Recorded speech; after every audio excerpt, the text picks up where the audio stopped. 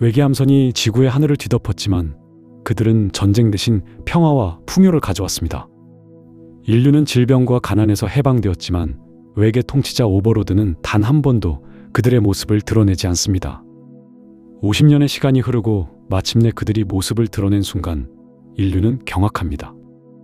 그들의 외형은 인류가 가장 두려워하던 악마의 모습이었기 때문입니다. 거장 아서시 클라크가 예언한 인류의 마지막 운명, 유년기의 끝, 그 충격적인 진실을 지금 마주해 보시죠.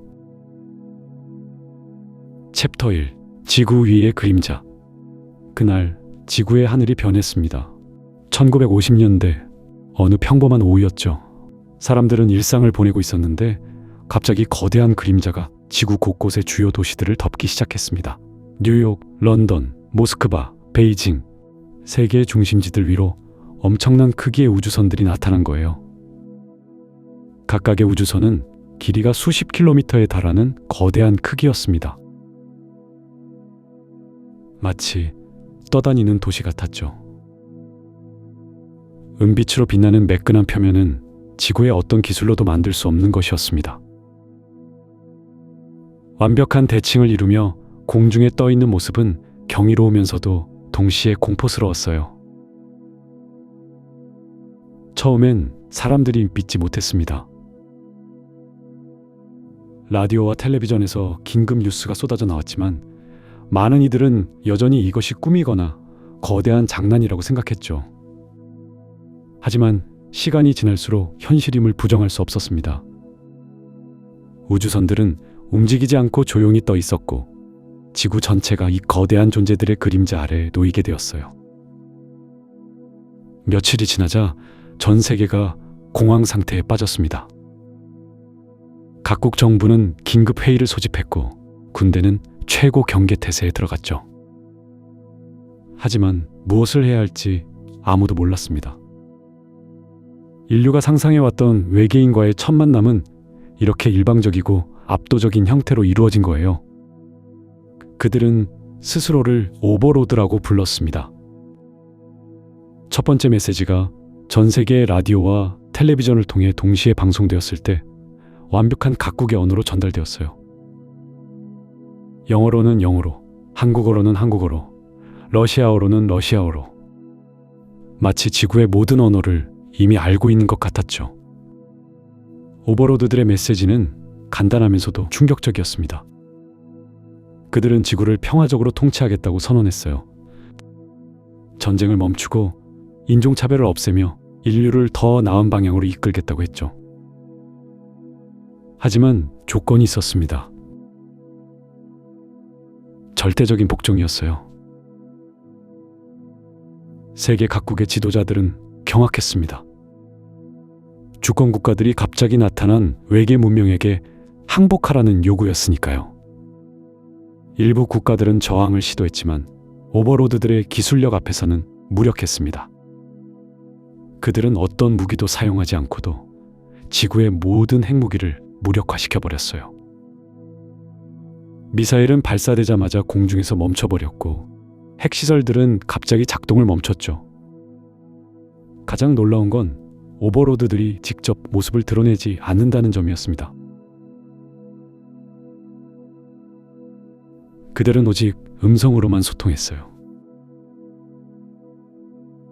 지구와의 모든 교섭은 라디오나 텔레비전을 통한 음성 메시지로만 이루어졌죠. 사람들은 궁금했습니다. 그들이 어떻게 생겼는지, 왜 모습을 보여주지 않는지 말이에요. 오버로드들은 지구의 정치체제를 완전히 뒤바꿔 놓았습니다. 기존의 국경은 의미가 없어졌고 유엔은 해체되었어요. 대신 지구 전체를 관할하는 새로운 행정체계가 만들어졌죠. 각 지역의 감독관들이 임명되었는데 이들은 모두 인간이었습니다. 오버로드들은 직접 통치하는 대신 인간을 통해 간접 통치하는 방식을 선택한 거예요. 리키 스톰그렌이라는 남자가 지구 전체의 최고 감독관으로 선택되었습니다. 핀란드 출신의 이 조용한 엔지니어는 갑자기 인류 역사상 가장 강력한 권력을 가진 인물이 되었어요. 그는 오버로드들과 직접 소통할 수 있는 유일한 인간이었죠. 하지만 그조차도 오버로드들의 진짜 모습을 본 적은 없었습니다. 처음 몇 달 동안은 혼란이 극심했습니다. 종교단체들은 이것이 최후의 심판이라고 주장했고, 과학자들은 이해할 수 없는 현상들을 설명하려고 했었어요. 일부 사람들은 저항 조직을 만들어 오버로드들에게 맞서려 했지만 그들의 기술력 앞에서는 모든 저항이 무의미했죠. 오버로드들은 약속을 지켰습니다. 전쟁이 사라졌어요. 그들이 도착한 지 며칠 만에 모든 무력 충돌이 중단되었죠. 군대들은 무기를 내려놓았고 테러 조직들은 활동을 멈췄습니다. 인종차별도 빠르게 사라지기 시작했어요. 오버로드들은 차별을 용납하지 않았거든요. 하지만 사람들은 불안했습니다. 이 평화가 진짜인지, 오버로드들의 진짜 목적이 무엇인지 알 수 없었으니까요. 그들은 왜 지구에 왔을까요? 왜 인간들을 돕는다고 하는 걸까요? 그리고 무엇보다 왜 자신들의 모습을 감추는 걸까요? 시간이 흐르면서 일상은 조금씩 정상을 되찾았습니다. 오버로드들의 통치하에서 세계계는 변화하기 시작했어요. 기아가 사라졌고 질병들이 정복되었죠. 교육 시스템이 개선되었고 과학기술이 급속도로 발전했습니다. 인류가 수백 년에 걸쳐 이루려던 진보를 단 몇 년 만에 달성하게 된 거예요. 그러나 이 모든 변화 뒤에는 여전히 미스터리가 숨어 있었습니다. 오버로드들은 도대체 누구일까요? 그들의 진짜 목적은 무엇일까요? 그리고 왜 인류에게 이런 도움을 주는 걸까요? 스톰그랜조차도 이런 질문들에 대한 답을 얻지 못했어요. 오버로드들은 오직 필요한 지시사항만 전달할 뿐 자신들에 대해서는 아무것도 말해주지 않았거든요. 지구의 하늘을 덮은 거대한 그림자들. 그 그림자 아래에서 인류는 새로운 시대를 맞이하게 되었습니다.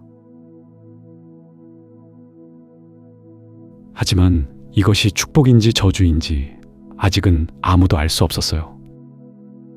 챕터 2, 황금시대의 시작, 변화하는 세계. 몇 년이 흘러가면서 오버로드들의 통치는 점점 더 체계적이고 효율적으로 변해갔어요. 처음에는 단순히 전쟁을 멈추고 질서를 유지하는 것에 그쳤지만 이제는 인류 사회 전체를 근본적으로 바꿔놓고 있었거든요. 가장 먼저 눈에 띈 변화는 경제 시스템이었습니다. 오버로드들은 기존의 자본주의나 공산주의 같은 이념적 체제에는 별다른 관심을 보이지 않았어요. 대신 그들은 실용적인 접근을 택했죠. 자원의 효율적 배분, 이것이 그들의 최우선 목표였습니다. 각 지역의 생산성이 급격히 향상되기 시작했어요. 오버로드들이 제공하는 새로운 기술들 덕분이었죠. 농업 분야에서는 토양 개량 기술과 새로운 품종 개발로 수확량이 몇 배나 늘어났습니다. 공장에서는 자동화 시스템이 도입되어 생산성이 비약적으로 증가했고요. 하지만 이런 변화가 실업을 가져오지는 않았어요. 오히려 새로운 일자리들이 생겨났습니다. 교육, 연구, 예술, 문화 분야에서 일하는 사람들이 늘어났거든요. 기본적인 생존 문제가 해결되자 사람들은 더 창조적이고 의미 있는 일에 집중할 수 있게 되었습니다. 의료기술도 혁신적으로 발전했어요. 오버로드들이 제공한 새로운 치료법들로 인해 암, 심장병, 당뇨병 같은 주요 질병들이 거의 완치 가능한 수준이 되었습니다. 평균 수명이 급격히 늘어나면서 사회 전체의 분위기도 바뀌어갔죠. 죽음에 대한 두려움이 줄어들자 사람들은 더 장기적인 관점에서 인생을 바라보게 되었어요. 교육 시스템의 변화는 더욱 인상적이었습니다. 오버로드들은 기존의 암기 위주 교육을 완전히 바꿔놓았거든요. 대신 창의력과 비판적 사고를 기르는 교육 방식을 도입했어요. 아이들은 더 이상 시험 성적에만 매달리지 않았습니다. 각자의 재능과 관심사에 따라 개별화된 교육을 받을 수 있게 되었죠. 언어 장벽도 서서히 사라져갔어요. 오버로드들이 개발한 번역 기술 덕분에 서로 다른 언어를 사용하는 사람들도 쉽게 소통할 수 있게 되었습니다. 이로 인해 문화 교류가 활발해졌고 지역 간 이해도 깊어졌어요. 환경 문제도 해결되기 시작했습니다. 오염된 강과 바다가 정화되었고 파괴된 숲들이 복원되었어요. 새로운 에너지 기술로 인해 화석 연료에 대한 의존도도 급격히 줄어들었죠. 지구의 하늘은 다시 맑아지기 시작했고 야생동물들도 서서히 개체수를 회복해갔습니다. 하지만 이런 놀라운 변화들 속에서도 사람들의 마음 한편에는 복잡한 감정들이 자리 잡고 있었어요. 분명히 삶은 나아졌지만 뭔가 찜찜한 느낌을 지울 수가 없었거든요. 마치 보이지 않는 목줄에 매여 있는 기분이었달까요? 특히 젊은 세대들 사이에서는 반발 심리가 생겨나기도 했습니다. 그들에게는 투쟁할 대상이 없었어요. 이전 세대가 경험했던 사회적 불이나 경제적 어려움이 모두 해결되어 버렸거든요. 어떤 젊은이들은 이런 상황을 답답해했어요. 자신들의 존재 의미를 찾기 어려워했죠. 종교계에서도 변화가 일어났습니다. 일부 종교 지도자들은 오버로드들을 신의 사자로 받아들였어요. 반면 다른 이들은 이를 악마의 유혹으로 여겼죠. 하지만 대부분의 일반 신도들은 단순히 감사했습니다. 기아와 질병이 사라진 세상에서 신의 축복을 느꼈거든요. 정치 제도도 서서히 바뀌어갔어요. 기존의 국가 개념이 약해지고 있었습니다. 오버로드들은 지역별로 총독을 임명했는데 이들은 기존의 국경선과는 상관없이 선정되었거든요. 효율성과 능력만이 기준이었죠. 스톰그레는 여전히 유엔 사무총장 자리에 있었지만 그의 역할도 많이 달라졌어요. 이제 그는 오버로드들과 인류 사이의 연결고리 역할을 할 뿐이었습니다. 실질적인 정책 결정은 모두 오버로드들이 내리고 있었거든요. 이런 변화에 적응하지 못하는 사람들도 있었습니다. 기존 체제에서 권력을 누렸던 정치인들이나 기업가들 중 일부는 새로운 시대를 받아들이기 어려워했어요. 하지만 그들의 저항은 별다른 효과를 거두지 못했습니다. 대다수의 사람들이 새로운 질서를 지지하고 있었거든요. 과학기술 분야에서는 그야말로 르네상스가 일어나고 있었어요. 오버로드들이 제공하는 새로운 지식들 덕분에 인류의 과학 이해도와 수십 년치를 단숨에 뛰어넘었습니다. 물리학, 화학, 생물학 모든 분야에서 획기적인 발견들이 이어졌죠. 하지만 여전히 금기 영역들이 있었어요. 오버로드들은 특정 연구 분야에 대해서는 접근을 허용하지 않았습니다. 특히 우주 항행 기술과 관련된 연구들이 그랬어요. 인류는 여전히 지구라는 행성에 묶여 있어야 했거든요. 이런 제약들이 일부 과학자들을 좌절시키기도 했지만 대부분은 이해했습니다. 오버로드들의 과학기술 수준을 생각해보면 그들만의 이유가 있을 거라고 여겼거든요. 예술과 문화 분야에서도 새로운 바람이 불고 있었어요. 생존에 대한 걱정이 사라지자 사람들은 더 깊고 철학적인 작품들을 만들어내기 시작했습니다. 음악, 미술, 문학 모든 분야에서 새로운 형태의 표현들이 등장했죠. 특히 SF 소설이나 영화들이 인기를 끌었어요. 사람들은 오버로드들과 비슷한 외계 존재들을 상상하며 다양한 이야기들을 만들어냈습니다. 물론 실제 오버로드들이 어떤 모습인지는 여전히 아무도 몰랐지만요. 이처럼 지구는 조금씩 낙원에 가까워져 갔습니다. 하지만 완벽한 평화 속에서도 사람들의 마음 깊은 곳에는 여전히 의문들이 남아 있었어요. 이 모든 선물들 뒤에 숨겨진 진실은 무엇일까요? 오버로드들은 정말 인류의 선의의 보호자일까요? 아니면 다른 목적이 있는 걸까요? 챕터 3. 스토머그렌의 호기심, 감춰진 진실을 향한 여정. 그런데 이런 의문들을 가장 절실하게 느끼고 있는 사람이 있었어요. 바로 유엔 사무총장 리카르도 스토머그렌이었습니다. 그는 오버로드들과 가장 가까이에서 일하고 있었지만 동시에 가장 많은 궁금증을 안고 있는 사람이기도 했어요. 스토머그렌은 매일 아침 뉴욕의 유엔 본부 건물 꼭대기층에 있는 자신의 사무실에서 하루를 시작했습니다. 그 사무실에는 특별한 통신 장치가 설치되어 있었어요. 바로 카렐렌과 직접 연결되는 통신기였죠. 이 장치를 통해 그는 오버로드의 지시를 받고 때로는 질문을 던지기도 했어요. 하지만 대화는 항상 일방적이었습니다.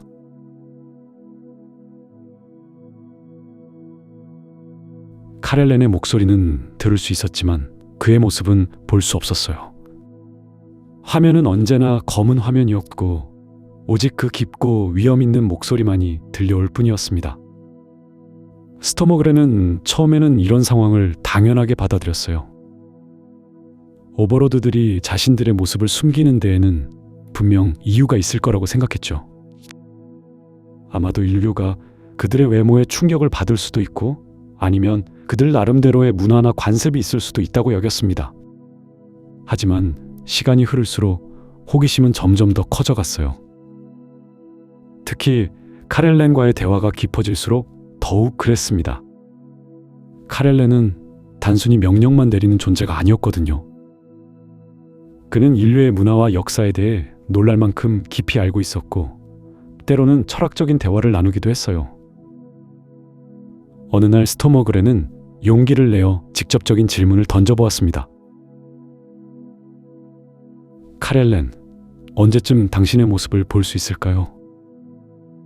하지만 카렐렌의 답변은 여전히 모호했어요. 때가 되면 모든 것이 밝혀질 것입니다. 지금은 아직 그 시기가 아니에요. 이런 답변은 스토머그렌을 더욱 궁금하게 만들었습니다. 도대체 무엇을 숨기고 있는 걸까요? 왜 50년이나 기다려야 하는 걸까요? 그들의 모습이 그렇게 충격적인 건가요? 아니면 다른 이유가 있는 건가요? 스토머그렌은 카렐렌과의 관계에서 묘한 친밀감을 느끼고 있었어요. 매일 대화를 나누다 보니 어느새 그를 친구처럼 여기게 되었거든요. 카렐렌 역시 스토머그렌에게 특별한 관심을 보이는 것 같았습니다. 다른 인류 지도자들보다 훨씬 더 개인적인 대화를 나누곤 했어요. 때로는 카렐렌이 지구의 문화에 대해 질문을 하기도 했습니다. 인간들은 왜 음악을 들으면서 눈물을 흘리나요? 사랑이라는 감정은 정확히 어떤 것인가요? 이런 질문들을 들으면 스토머그렌은 오버로드들이 감정이 없는 차가운 존재가 아니라는 걸 느낄 수 있었어요. 하지만 동시에 이상한 점도 있었습니다. 카렐렌은 인류에 대해서는 놀라운 지식을 가지고 있었지만 정작 자신들에 대해서는 거의 아무것도 말해주지 않았어요. 그들이 어디서 왔는지, 왜 지구에 왔는지, 고향 행성은 어떤 곳인지 그런 것들에 대해서는 철저히 입을 다물고 있었습니다. 스토머그렌은 가끔 밤늦게 사무실에 혼자 남아서 뉴욕의 야경을 바라보며 생각에 잠기곤 했어요. 저 하늘 어딘가에 오버로드들의 거대한 우주선이 떠 있다는 사실이 여전히 믿어지지 않았거든요. 그리고 그 안에는 인류의 운명을 좌우할 수 있는 힘을 가진 존재들이 살고 있다는 것도요. 어느 날 밤 스토머그렌은 특별한 경험을 했습니다. 평소처럼 늦게까지 일을 하고 있는데 갑자기 통신기에서 카렐렌의 목소리가 들려왔어요. 하지만 이번에는 공식적인 업무 이야기가 아니었습니다. 스토머그렌 아직 사무실에 있군요. 오늘 밤 하늘이 특히 아름답지 않나요? 카렐렌이 말했어요. 스토머그렌은 창문으로 고개를 돌려 하늘을 바라보았습니다. 정말로 별들이 유난히 밝게 빛나고 있었어요. 정말 아름답네요.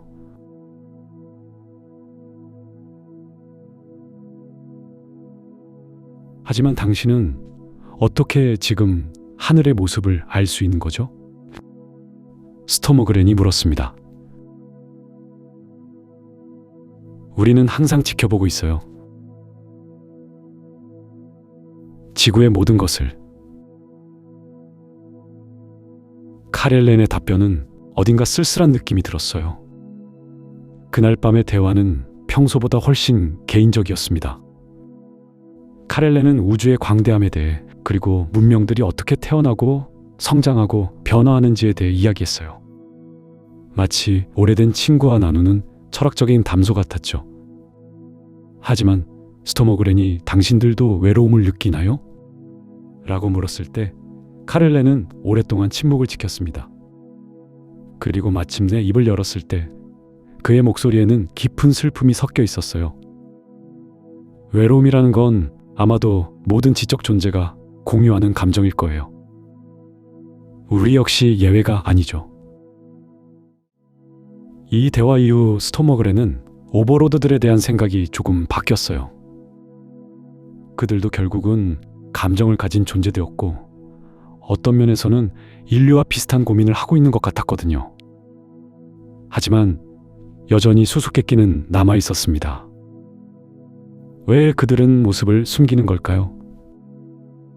왜 50년이라는 시간이 필요한 걸까요? 그리고 그들의 진정한 목적은 무엇일까요?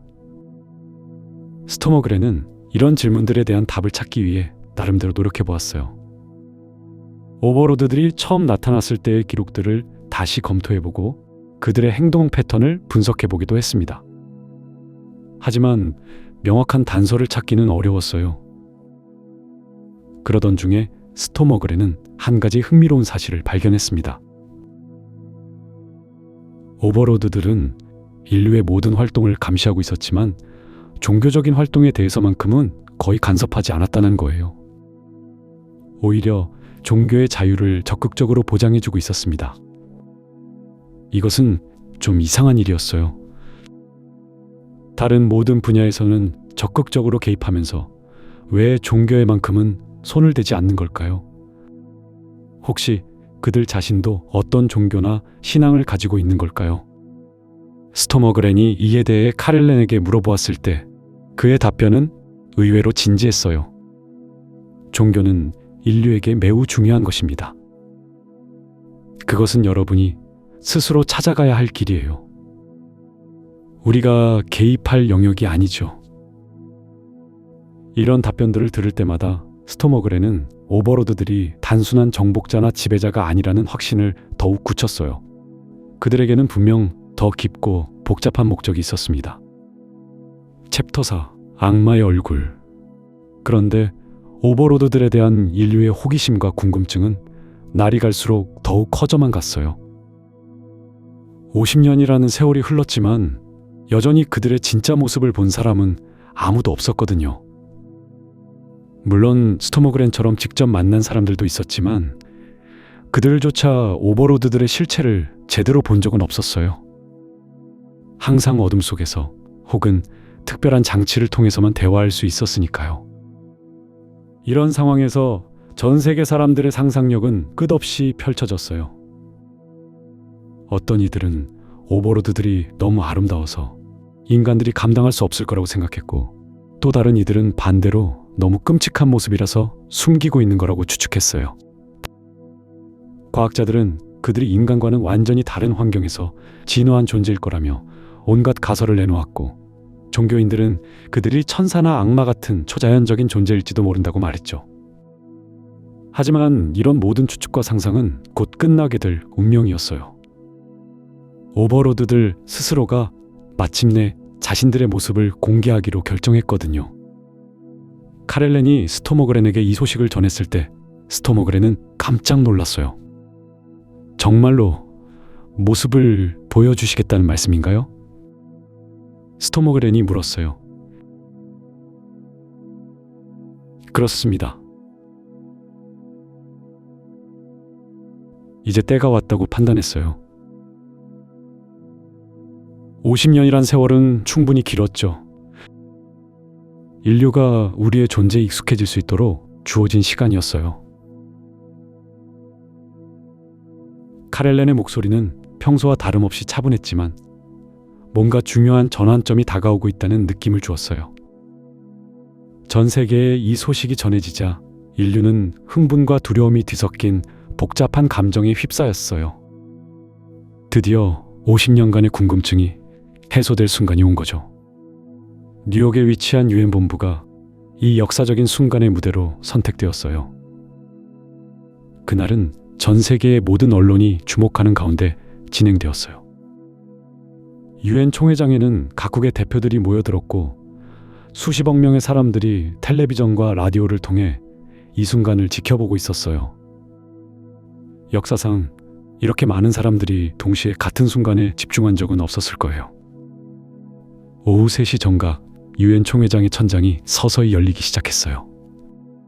이것은 오버로드들이 미리 준비해둔 특별한 장치였어요. 사람들은 숨을 죽이고 위를 올려다보며 기다렸어요. 그리고 그 순간이 왔어요. 거대한 은색 우주선이 천천히 내려오기 시작했어요. 완전한 정적 속에서 우주선은 총회장 중앙에 착륙했어요. 잠시 후 우주선의 문이 열리며 희미한 빛이 새어나왔어요. 그때 한 명의 인물이 우주선에서 걸어 나왔어요. 아니, 정확히 말하면 걸어 나왔다기보다는 모습을 드러냈다는 표현이 맞을 거예요. 총회장 안의 모든 사람들이 숨을 멈췄어요. 전 세계 수십억 명의 사람들이 동시에 같은 충격에 빠졌어요. 오버로드의 모습은 인류가 수천 년 동안 상상해온 그 모습이었어요. 키가 2미터가 넘는 거대한 체구에 온몸이 검은색이었어요. 머리에는 뿔이 있었고 등에는 커다란 날개가 달려 있었어요. 꼬리도 길게 뻗어 있었고 발은 염소의 발굽과 비슷했어요. 얼굴은 인간과 닮았지만 훨씬 날카롭고 위험이 있었어요. 바로 인류가 악마라고 불러온 그 모습이었던 거예요. 총회장 안은 완전한 침묵에 빠졌어요. 몇몇 사람들은 기절했고 어떤 이들은 무릎을 꿇고 기도하기 시작했어요. 종교적인 신념이 깊은 사람들은 더욱 큰 충격을 받았어요. 50년 동안 인류를 도와준 존재가 바로 성경과 전설 속의 악마와 똑같은 모습이었다니요. 카렐렌은 이런 인류의 반응을 예상했다는 듯이 차분하게 앞으로 걸어 나왔어요. 그의 목소리는 여전히 따뜻하고 지적이었어요. 놀라셨을 겁니다. 카렐렌이 말했어요. 우리의 모습이 여러분들에게는 매우 친숙할 테니까요. 하지만 이것은 우연이 아닙니다. 총회장 안의 사람들은 여전히 충격에서 벗어나지 못하고 있었어요. 하지만 카렐렌의 차분한 목소리를 듣자 조금씩 정신을 차리기 시작했어요. 여러분의 조상들이 우리를 악마라고 불렀던 것은 사실입니다. 하지만 그들이 우리를 악하다고 생각했던 것도 이해할 수 있어요. 그때는 아직 때가 아니었거든요. 카렐렌의 설명이 계속되었어요. 우리는 수천 년 전에도 지구를 방문한 적이 있었습니다. 그때 일부 인간들이 우리를 보았죠. 그 기억이 여러분들의 집단 무의식 속에 남아 있었던 겁니다. 그래서 악마라는 개념이 생겨났어요. 하지만 여러분이 우리를 악마라고 부르는 것과 우리가 실제로 악한 존재인 것은 전혀 다른 문제입니다. 점차 사람들이 충격에서 벗어나기 시작했어요. 물론 아직도 받아들이기 힘들어하는 사람들이 많았지만 지난 50년간 오버로드들이 보여준 선의를 생각해보면 그들이 악한 존재가 아니라는 것은 분명했어요. 우리가 지금까지 모습을 숨겼던 이유를 이제 이해하실 겁니다. 카렐렌이 계속 말했어요. 만약 처음부터 이 모습으로 나타났다면 여러분은 공포에 빠졌을 테고 우리의 진정한 의도를 이해할 수 없었을 거예요. 50년이라는 시간은 여러분이 우리를 판단할 수 있는 충분한 근거를 제공하기 위해서였습니다. 이 순간 전 세계 종교계는 큰 혼란에 빠졌어요. 기독교도들은 특히 충격을 받았죠. 성경에서 말하는 악마의 모습을 한 존재들이 실제로는 인류의 구원자 역할을 해온 거니까요. 어떤 신학자들은 이것이 신의 시험이라고 주장했고, 다른 이들은 선과 악의 개념 자체를 다시 생각해봐야 한다고 말했어요. 하지만 일반 사람들의 반응은 생각보다 빨리 안정되었어요. 50년간 오버로드들이 보여준 행동들을 돌이켜보면 그들의 외모가 어떻든 상관없이 인류에게 도움이 되는 존재라는 것은 명확했거든요. 카렐렌은 사람들의 반응을 차분히 지켜보며 말했어요. 외모로 판단하지 마세요. 우리가 지금까지 해온 일들로 우리를 평가해 주시기 바랍니다. 우리는 여전히 여러분들을 돕기 위해 여기 있어요. 그날 이후 세상은 또 다른 변화를 겪게 되었어요. 오버로드들의 진짜 모습이 공개되면서 인류는 외모와 실체가 얼마나 다를 수 있는지를 깨닫게 되었어요. 또한 선과 악이라는 개념이 생각보다 복잡하다는 것도 알게 되었죠. 종교계에서는 치열한 논쟁이 벌어졌어요. 어떤 종교 지도자들은 오버로드들이 진짜 악마라며 경계해야 한다고 주장했고, 다른 이들은 외모에 현혹되지 말고 그들의 행동을 봐야 한다고 반박했어요. 하지만 시간이 지나면서 대부분의 사람들은 후자의 입장을 받아들이게 되었어요. 오히려 이 사건은 인류에게 중요한 교훈을 주었어요. 수천 년 동안 인류가 가지고 있던 편견과 선입견이 얼마나 잘못된 것일 수 있는지를 보여준 거죠.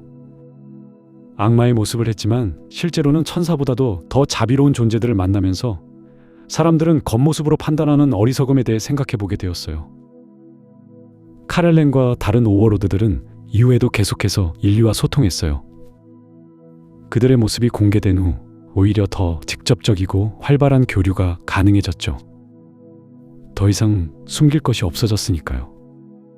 하지만 동시에 새로운 궁금증들이 생겨났어요. 왜 그들의 모습이 인류의 악마 전설과 일치하는 걸까요? 정말 우연의 일치일까요? 아니면 더 깊은 이유가 있는 걸까요?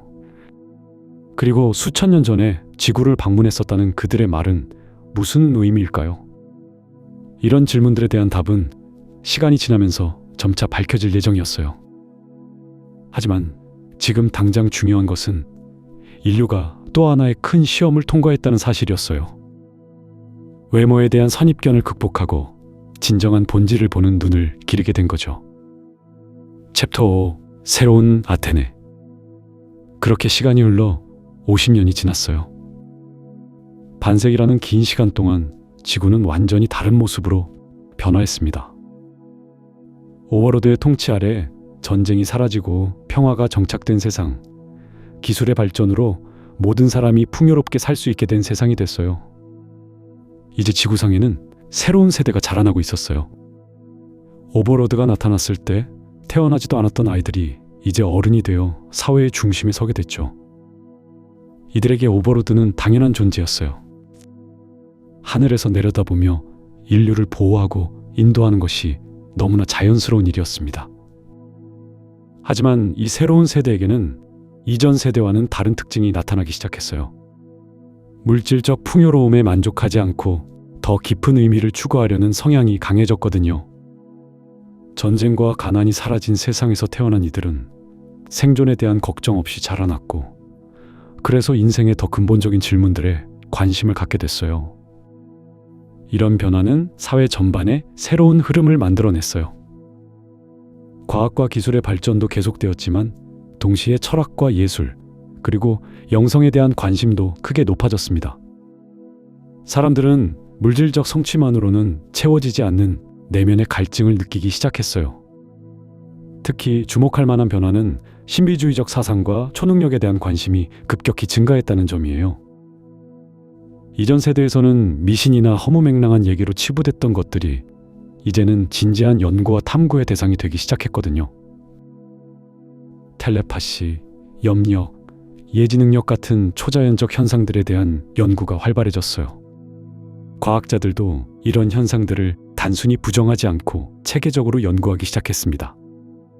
오버로드의 존재 자체가 인류에게 우주에는 아직 알지 못하는 신비한 힘들이 존재한다는 것을 보여줬기 때문이에요. 이런 분위기 속에서 전 세계적으로 다양한 영적 운동들이 생겨났어요. 동양의 명상법이 서구에 널리 퍼졌고, 고대의 신비주의 전통들이 현대적으로 재해석되어 새로운 형태로 부활했습니다. 사람들은 자신의 내면에 숨겨진 잠재력을 깨우려고 노력했어요. 하지만 이런 변화가 모든 사람에게 환영받는 것은 아니었어요. 기성 종교계에서는 이런 새로운 흐름을 경계의 눈으로 바라봤고, 전통적인 가치관을 지키려는 사람들과 새로운 사상을 받아들이려는 사람들 사이에 갈등이 생기기도 했습니다. 오버로드들은 이런 변화를 지켜보면서도 직접적으로 개입하지는 않았어요. 그들은 여전히 평화 유지와 기술 발전을 돕는 역할에 집중했고, 인류의 정신적 성장에 대해서는 스스로 찾아가도록 내버려뒀습니다. 카렐레는 가끔 인간 대표들과 만나 이런 변화에 대해 대화를 나누곤 했어요. 그는 인류의 이런 변화가 자연스러운 과정이라고 말했습니다. 물질적 욕구가 충족되면 자연히 더 높은 차원의 욕구가 생겨나게 된다는 거였어요. 그런데 이 시기에 한 가지 흥미로운 일이 벌어졌어요. 전 세계적으로 특별한 능력을 가진 아이들이 태어나기 시작한 거예요. 처음에는 몇 명에 불과했지만 점차 그 수가 늘어나기 시작했습니다. 이 아이들은 보통 아이들과는 달랐어요. 남의 생각을 읽을 수 있거나, 물건을 손대지 않고 움직일 수 있거나, 미래에 일어날 일을 미리 알 수 있는 능력을 보였거든요. 처음에는 부모들도 놀라고 무서워했지만 시간이 지나면서 이런 현상이 전 세계적으로 나타나고 있다는 것이 알려졌어요. 과학자들이 이 아이들을 연구하기 시작했어요. 뇌파 검사, 유전자 분석, 다양한 실험을 통해 이들의 능력을 분석해 보려 했습니다. 하지만 기존의 과학으로는 설명할 수 없는 현상들이 계속 나타났어요. 이런 아이들의 부모들은 처음엔 당황스러워했지만 점차 자신의 아이가 특별한 존재라는 것을 받아들이게 됐어요. 그리고 비슷한 능력을 가진 아이들의 부모들끼리 모임을 만들어 정보를 나누기 시작했습니다. 정부와 학계에서도 이 현상에 큰 관심을 보였어요. 특별한 연구소가 만들어져서 이 아이들을 체계적으로 연구하기 시작했고, 이들의 능력을 어떻게 이해하고 받아들여야 할지에 대한 토론이 활발해졌습니다.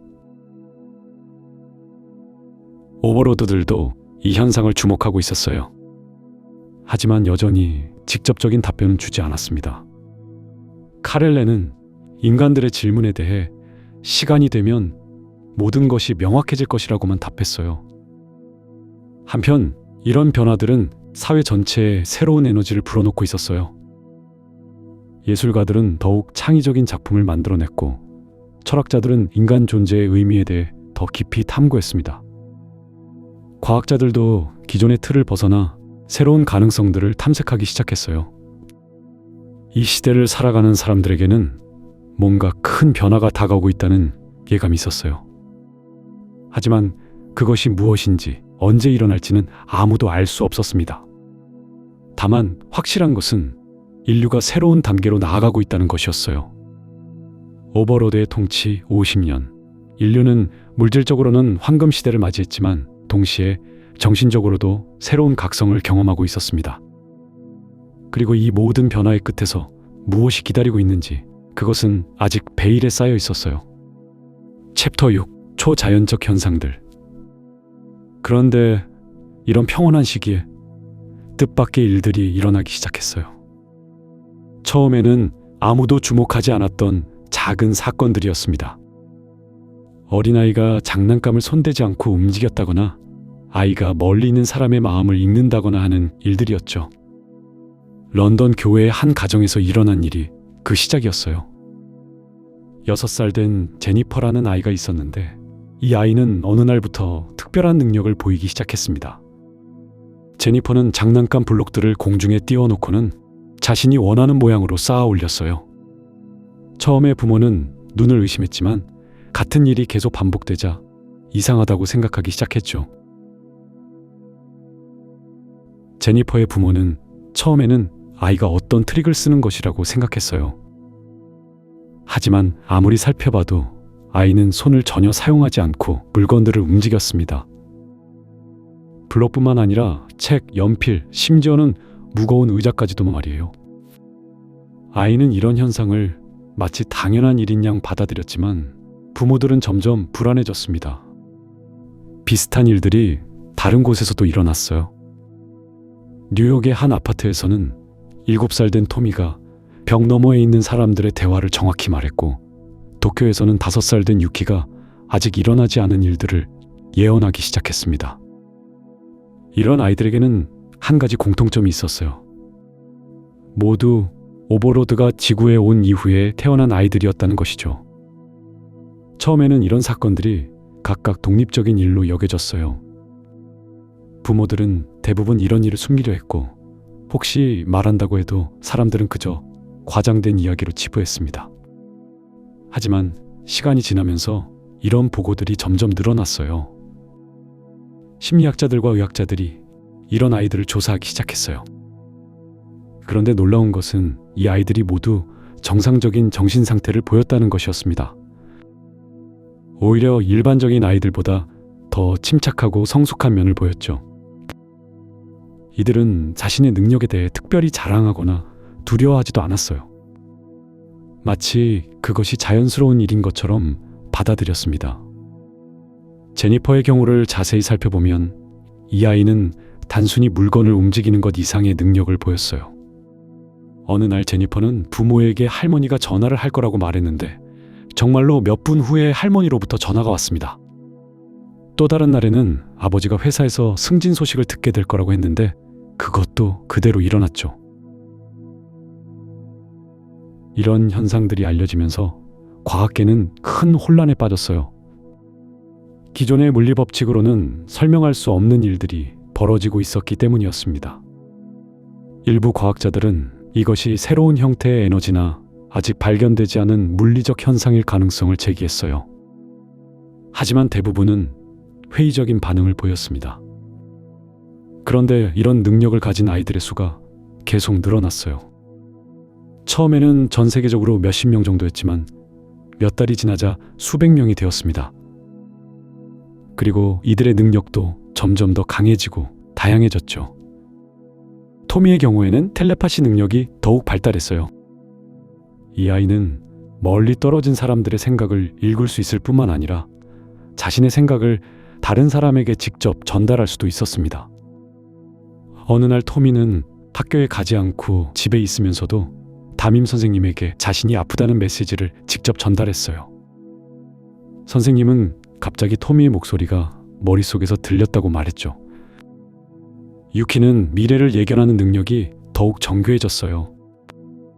처음에는 몇 시간 후의 일만 알 수 있었지만 점차 며칠, 심지어는 몇 주 후의 일까지도 정확히 예측했습니다. 이 아이가 예언한 지진, 폭풍, 심지어는 사소한 사고들까지 모두 현실이 되었어요. 부모들의 반응은 다양했어요.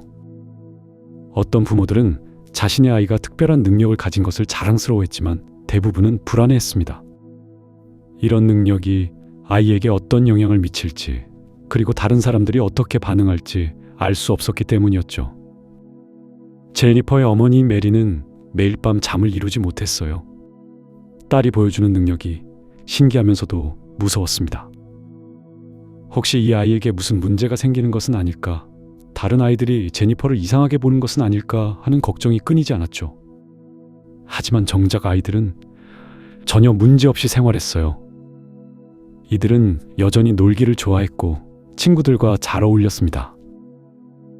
다만 때때로 어른스러운 말을 하거나 나이에 비해 너무 침착한 모습을 보일 때가 있었죠. 어느 날 제니퍼는 어머니에게 이상한 말을 했어요. 엄마, 걱정하지 마세요. 우리는 모두 괜찮을 거예요. 새로운 곳으로 가게 될 테지만 그건 좋은 일이에요. 메리는 딸의 말을 이해할 수 없었지만 아이의 평온한 표정을 보며 약간의 위안을 얻었습니다. 이런 현상들이 알려지면서 언론들도 주목하기 시작했어요. 하지만 오버로드는 이에 대해 어떤 공식적인 발표도 하지 않았습니다. 사람들은 오버로드가 이런 일들을 알고 있는지, 그리고 이것과 관련이 있는지 궁금해했지만 답을 얻을 수는 없었어요. 일부 종교 지도자들은 이런 현상을 기적이라고 말했고, 어떤 이들은 악마의 작품이라고 비난했습니다. 과학자들은 여전히 회의적이었지만 점점 더 많은 증거들이 쌓이면서 이를 무시할 수 없게 되었어요. 특히 주목받은 것은 이런 능력을 가진 아이들끼리는 서로를 쉽게 알아본다는 점이었어요. 처음 만나는 사이임에도 불구하고 이들은 마치 오래된 친구처럼 자연스럽게 어울렸습니다. 그리고 함께 있을 때는 각자의 능력이 더욱 강해지는 것 같았어요. 런던에서 열린 한 모임에서 10명의 특별한 아이들이 만났는데 이들이 함께 있을 때 일어난 일은 정말 놀라웠어요. 아이들이 손을 잡고 원을 만들자 방 안의 모든 물건들이 공중에 떠올랐습니다. 그리고 이 물건들이 아름다운 패턴을 만들며 춤을 추듯 움직였죠. 이 광경을 본 어른들은 경외감과 두려움을 동시에 느꼈어요. 아이들의 얼굴에는 깊은 집중과 평온함이 동시에 나타나 있었습니다. 마치 이들이 어떤 더 큰 존재와 연결되어 있는 것 같았어요. 이런 집단적 현상들이 일어나면서 부모들의 불안은 더욱 커졌어요. 자신들의 아이가 점점 더 이해할 수 없는 존재가 되어가고 있다는 느낌을 받았기 때문이었습니다. 아이들은 여전히 사랑스럽고 순진했지만 동시에 뭔가 다른 세계에 속해 있는 것 같았어요. 메리는 어느 날 제니퍼에게 물었어요. 제니퍼, 너는 다른 아이들과 뭐가 다른 거니? 제니퍼는 잠시 생각하더니 대답했습니다. 엄마, 저는 그냥 다음 단계예요. 곧 모든 사람들이 이해하게 될 거예요. 이 말을 들은 메리는 더욱 혼란스러웠어요. 6살 아이의 입에서 나온 말이라곤 믿기 어려웠기 때문이었죠. 하지만 제니퍼의 눈에는 나이를 초월한 깊은 지혜가 담겨 있었어요. 시간이 지나면서 이런 능력을 가진 아이들의 특성이 더욱 명확해졌어요. 이들은 모두 오버로드가 더 도착한 이후에 태어난 아이들이었고 대부분 5살에서 10살 사이였습니다.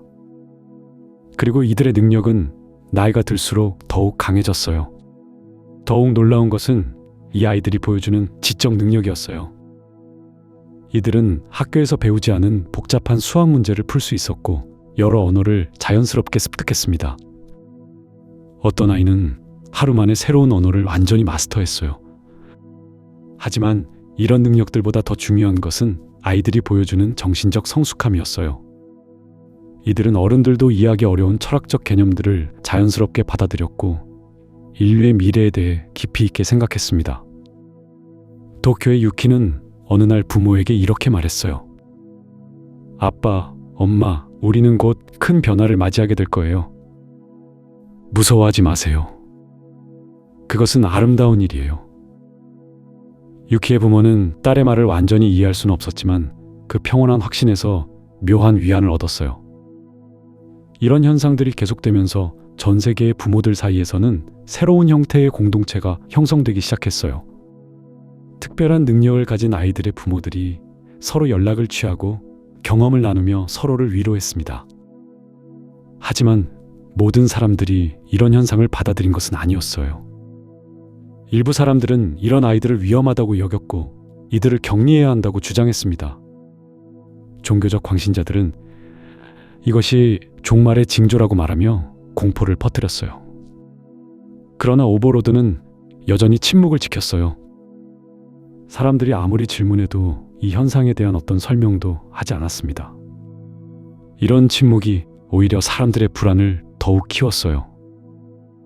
한편 이런 능력을 가진 아이들끼리는 점점 더 강한 유대감을 형성했어요. 이들은 마치 하나의 집단 의식을 공유하는 것 같았습니다. 서로 멀리 떨어져 있어도 텔레파시로 소통할 수 있었고, 한 아이가 배운 것을 다른 아이들도 자동으로 알게 되었어요. 이런 현상을 목격한 과학자들은 완전히 새로운 패러다임이 필요하다는 것을 깨달았어요. 기존의 과학으로는 설명할 수 없는 일들이 너무나 명확하게 일어나고 있었기 때문이었습니다. 그리고 이 모든 변화의 중심에는 아이들이 있었어요. 이들은 인류의 미래를 상징하는 존재가 되었고, 동시에 기존 세대와의 거대한 간극을 보여주는 상징이기도 했습니다. 부모들은 자신의 아이를 사랑하면서도 점점 더 이해할 수 없게 되어가는 이 상황에서 깊은 혼란을 느꼈어요. 챕터 7. 분리의 시작. 이런 상황에서 정부와 과학계는 결국 어려운 결정을 내릴 수밖에 없었어요. 특별한 능력을 가진 아이들을 일반 아이들과 분리해서 별도로 관리해야 한다는 결론에 도달한 것이었습니다. 이는 단순히 연구를 위한 것만이 아니라 점점 더 심해지는 사회적 혼란을 막기 위한 불가피한 조치였어요. 전 세계 정부들은 비밀리에 협의를 거쳐 하나의 거대한 실험을 계획했습니다. 태평양 한복판에 있는 외딴 섬을 선택해서 그곳에 완전히 새로운 형태의 식민지를 건설하기로 한 것이었어요. 이 섬의 이름은 뉴 아테네였습니다. 고대 그리스의 철학과 지식의 중심지였던 아테네의 이름을 딴 것으로 인류의 새로운 미래를 위한 실험장이 될 예정이었어요. 뉴 아테네 프로젝트는 인류 역사상 가장 야심찬 사회 실험 중 하나였습니다. 단순히 특별한 아이들을 격리하는 것이 아니라 이들이 자신들만의 문명을 발전시킬 수 있는 완전 환경을 제공하려는 계획이었어요. 최첨단 과학기술과 교육시설, 그리고 이들이 필요로 할 모든 자원을 갖춘 자급자족 가능한 도시를 건설하는 것이었습니다. 하지만 이 계획을 실행하는 과정에서 가장 큰 문제는 부모들의 반발이었어요. 자신의 아이를 떠나보내야 한다는 사실을 받아들이기 어려워하는 부모들이 대부분이었습니다. 아무리 아이들의 미래를 위한 것이라고 설득해도 부모의 마음은 쉽게 설득되지 않았어요. 그런데 놀라운 일이 벌어졌습니다. 특별한 능력을 가진 아이들 스스로가 이 계획에 대해 찬성한다는 의사를 표현하기 시작한 것이었어요. 이들은 부모들보다 훨씬 명확하게 자신들의 상황을 이해하고 있었고, 일반 사회에서는 더 이상 제대로 성장할 수 없다는 것을 알고 있었습니다. 10살밖에 되지 않은 제니퍼라는 아이는 부모에게 이렇게 말했어요. 자신은 이미 대학 수준의 수학과 물리학을 이해하고 있고 친구들과는 더 이상 공통 관심사를 찾을 수 없다고 했습니다. 그리고 다른 특별한 아이들과 함께 있을 때만 진정으로 자신다워질 수 있다고 설명했어요. 이런 아이들의 성숙한 판단은 부모들을 더욱 당황스럽게 만들었습니다.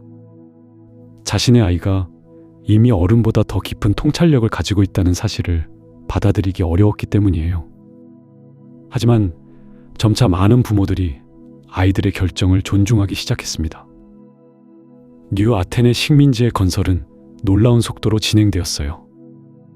오버로드들이 제공한 기술 덕분에 불과 몇 개월 만에 현대적인 도시가 완성되었습니다.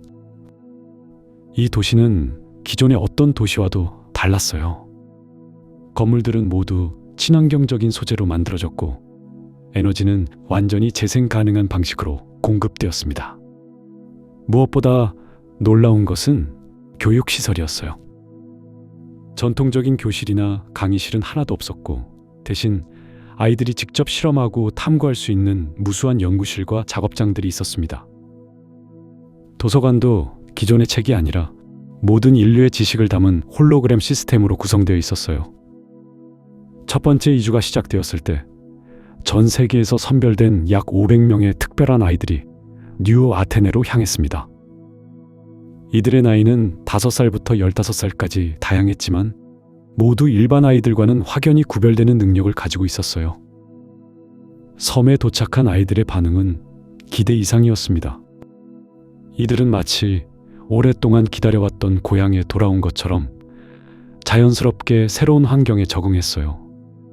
특히 놀라운 것은 이들이 서로를 처음 만났음에도 불구하고 즉시 깊은 유대감을 형성했다는 점이었습니다. 아이들은 기존의 교육 방식을 완전히 무시했어요. 정해진 커리큘럼이나 시간표 같은 것은 전혀 의미가 없었습니다. 대신 이들은 자신들만의 학습 방식을 개발했어요. 한 아이가 어떤 개념을 이해하면 그 지식이 텔레파시를 통해 다른 아이들에게도 즉시 전달되었습니다. 이런 현상을 관찰하던 과학자들은 완전히 새로운 교육학 이론을 세워야 한다는 것을 깨달았어요. 개별학습이 아니라 집단의식을 통한 공동학습이 이루어지고 있었기 때문이에요. 하나의 거대한 뇌가 여러 개의 몸을 가지고 동시에 학습하는 것과 같았습니다.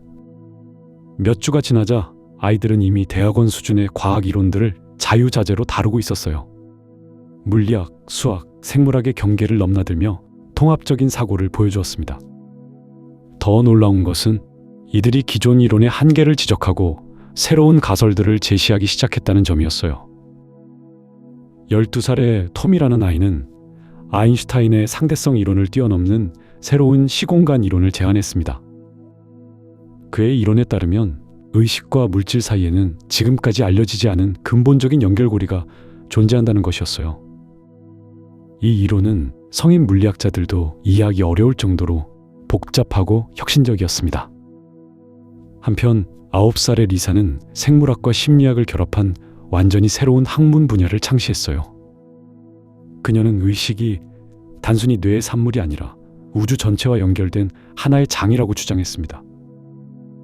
이런 아이디어는 기존의 과학적 패러다임으로는 설명할 수 없는 것들이었어요. 아이들의 능력은 지적인 영역에만 국한되지 않았습니다.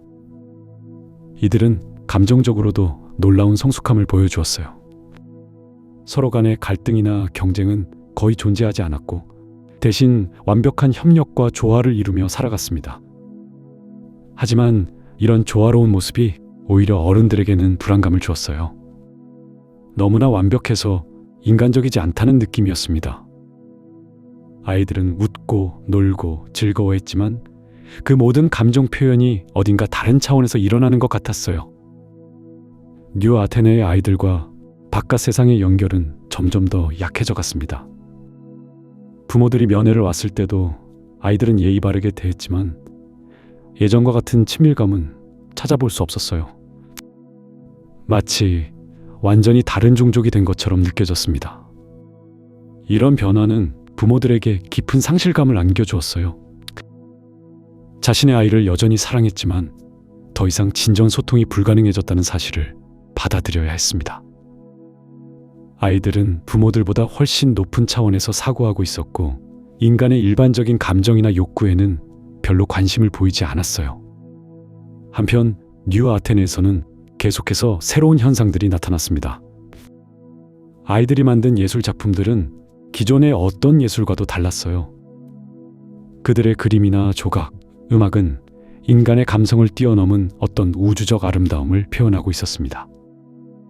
10살의 마이클이 작곡한 교향곡은 듣는 사람으로 하여금 마치 은하계 전체의 움직임을 느낄 수 있게 했어요. 일반인들이 들으면 이해할 수 없는 복잡한 구조였지만 들을 때마다 새로운 의미와 감동이 전해졌습니다.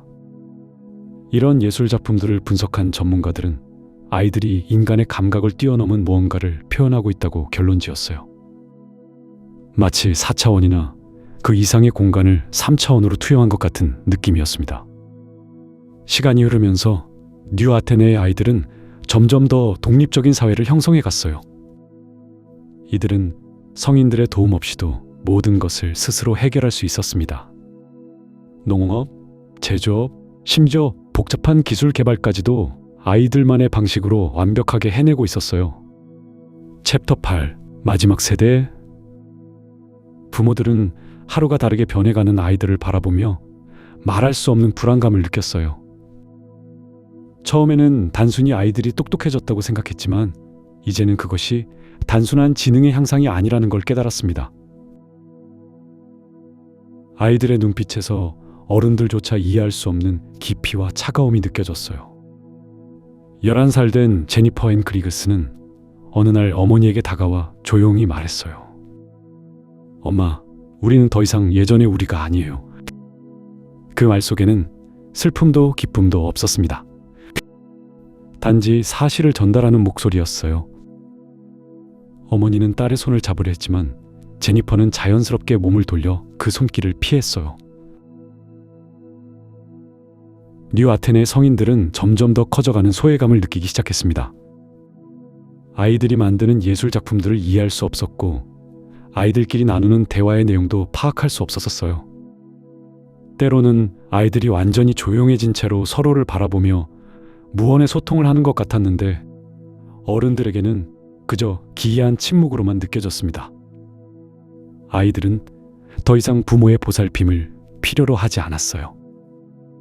스스로 음식을 구하고 스스로 잠자리를 정했습니다.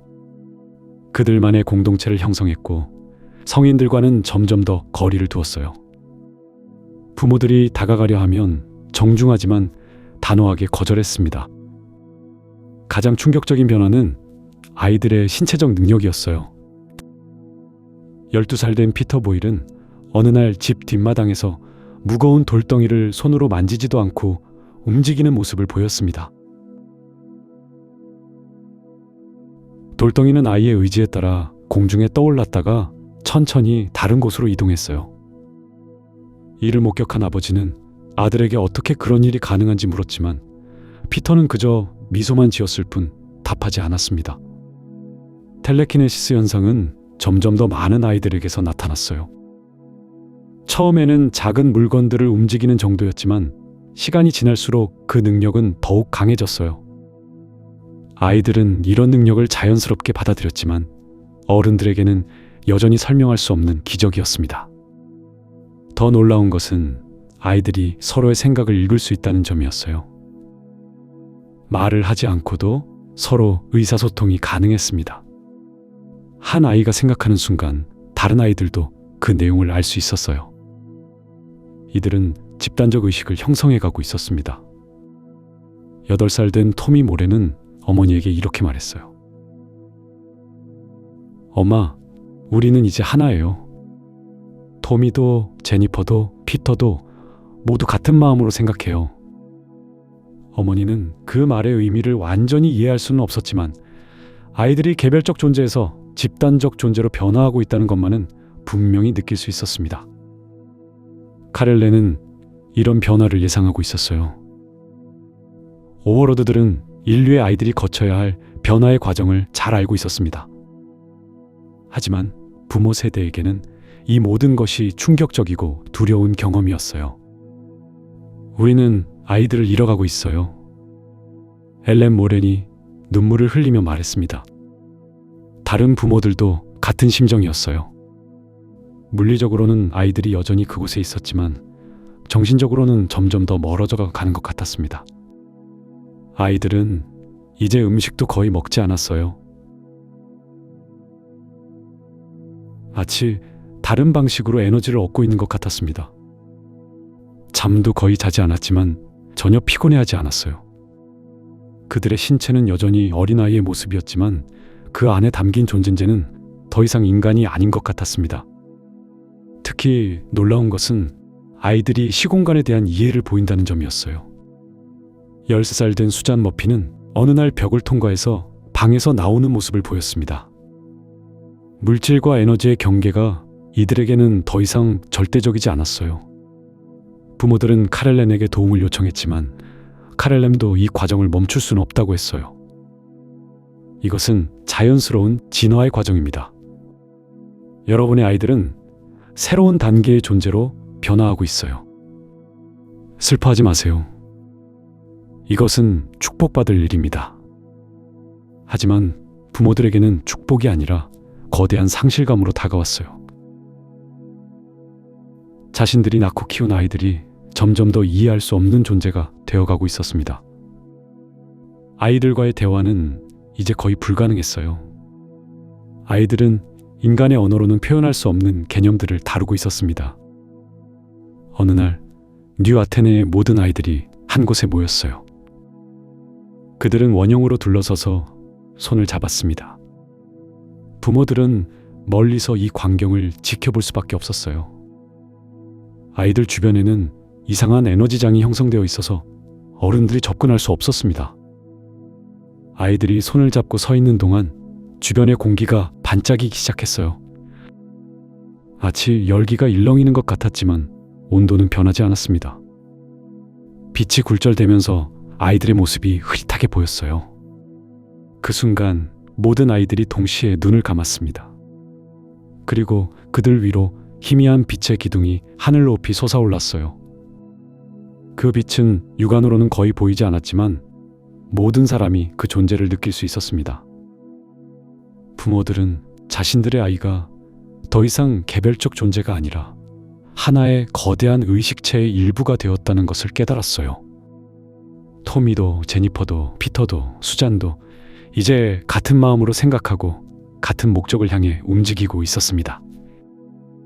이 의식적 융합 이후 아이들의 능력은 더욱 강해졌어요. 이들은 물질을 자유자재로 변형시킬 수 있었고 시공간을 초월한 이동도 가능했습니다.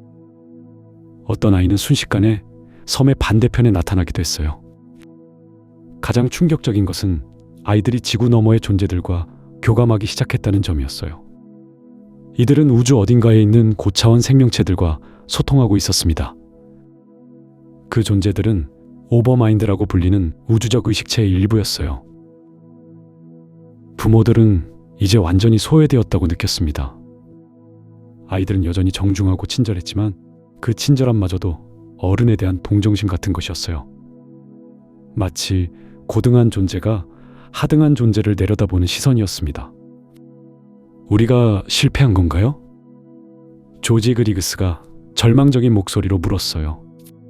다른 부모들도 같은 생각이었습니다. 자신들이 뭔가 잘못했기 때문에 아이들이 이렇게 변한 것은 아닌지 자책했어요. 하지만 카렐레는 그들을 위로했습니다. 여러분은 아무것도 잘못하지 않았어요. 이것은 모든 지적 생명체가 거쳐야 하는 자연스러운 과정입니다. 여러분의 아이들은 인류가 도달할 수 있는 가장 높은 단계로 진화하고 있어요. 그럼에도 부모들의 상실감은 커져만 갔습니다. 아이들과 함께 보낸 추억들이 이제는 너무나 소중하고 그리워졌어요.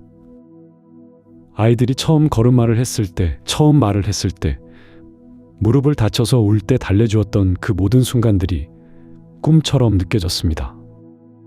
아이들은 점점 더 인간적인 감정과 욕구에서 멀어져 갔어요. 더 이상 놀이나 오락에 관심을 보이지 않았고 음식의 맛이나 따뜻한 침대의 편안함도 필요로 하지 않았습니다. 그들에게는 물질적인 모든 것이 무의미해졌어요. 대신 아이들은 우주의 근본적인 법칙들과 에너지의 흐름에 몰두했습니다. 이들은 시간과 공간, 물질과 의식의 관계를 직관적으로 이해하고 있었어요. 성인들이 수학과 과학으로 겨우 설명하려 하는 개념들을 이들은 자연스럽게 체험하고 있었습니다. 어느 날 밤 모든 아이들이 동시에 하늘을 올려다보며 무언가를 기다리는 모습을 보였어요. 부모들도 함께 하늘을 바라봤지만 별들 외에는 아무것도 보이지 않았습니다. 하지만 아이들은 분명히 무언가를 보고 있었어요. 그들이 오고 있어요. 12살 된 마크 선딜랜드가 조용히 말했어요. 다른 아이들도 고개를 끄덕였습니다. 부모들은 누가 오는 것인지 물었지만 아이들은 설명할 수 없다고 했어요. 인간의 언어로는 표현할 수 없는 존재들이라고 했습니다. 그 순간부터 아이들은 더욱 초월적인 상태에 들어갔어요. 이들의 눈빛에서는 우주 전체를 품고 있는 듯한 무한함이 느껴졌습니다. 그리고 그 무한함 앞에서 부모들은 자신들이 얼마나 작고 제한적인 존재인지를 깨달았어요. 부모들은 마지막 노력으로 아이들과의 유대를 회복하려 했지만 헛된 일이었습니다. 아이들은 이미 인류라는 종족의 경계를 넘어선 존재가 되었어요. 이들에게 가족이나 개인적 애착은 더 이상 의미가 없었습니다. 챕터 9 오버마인드와의 합류. 아이들은 마침내 그들이 기다리던 존재와 만날 준비가 되었어요. 지구상의 모든 새로운 세대, 아이들이 한 곳으로 모이기 시작했습니다. 그들의 움직임은 조용하고 질서정연했어요. 마치 보이지 않는 힘이 이들을 인도하는 것 같았습니다. 부모들은 자신들의 아이가 떠나는 것을 지켜볼 수밖에 없었어요. 눈물을 흘리며 붙잡으려 했지만 아이들은 이미 물리적인 접촉조차 거부했습니다. 이들에게는 더 이상 개인적인 감정이나 가족 관계가 의미 없는 일이 되어버렸어요. 마크 선들랜드를 포함한 수천 명의 아이들이 거대한 평원에 집결했습니다. 이들은 나이도 성별도 국적도 다양했지만 모두 같은 변화를 겪고 있었어요. 눈동자에서는 우주의 깊이를 품은 듯한 빛이 나왔고 얼굴에는 인간을 넘어선 존재만이 가질 수 있는 평온함이 스며 있었습니다. 카렐렌과 오버로드들은 이 광경을 멀리서 지켜보고 있었어요. 수십 년 동안 준비해온 순간이 드디어 다가온 것이었습니다. 이들은 인류를 돌봐주는 역할을 충실히 수행했지만 이제는 자신들의 임무가 거의 끝나가고 있음을 알고 있었어요. 아이들 사이에서 이상한 현상이 일어나기 시작했습니다. 이들의 몸에서 희미한 빛이 나오기 시작했어요. 처음에는 거의 보이지 않을 정도였지만 점점 더 밝아졌습니다. 그 빛은 따뜻하고 부드러웠지만 동시에 엄청난 에너지를 품고 있음을 느낄 수 있었어요. 지구의 다른 곳에서 살아가던 일반 인류들은 하늘에서 이상한 변화를 목격했습니다. 구름들이 소용돌이치며 새로운 패턴을 만들어냈고 바람의 방향도 바뀌었어요. 마치 지구 전체가 거대한 변화에 반응하고 있는 것 같았습니다.